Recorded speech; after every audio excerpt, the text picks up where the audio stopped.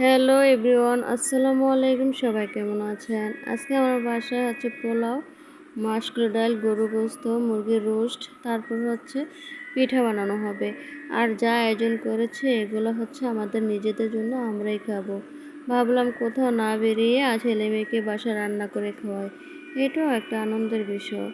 এখানে সব কিছু মিক্স করে হচ্ছে আমার মা গরু গোস্ত বসাই দিছে, এখন কষানো হচ্ছে গরু গোস্ত। তো আমার মা সবসময় আমাদেরকে ভালো ভালো খাবার তৈরি করে খাওয়া, আর মার হাতের রান্না অনেক মজা, অনেক সুস্বাদু। তো কারেন্ট চলে যাওয়ার কারণে আমি হচ্ছে পুরো ভিডিও দিতে পারিনি, তাই হচ্ছে সব একসাথে মিক্স করে এখনও বসানো হয়েছে। গরু গোস্তটা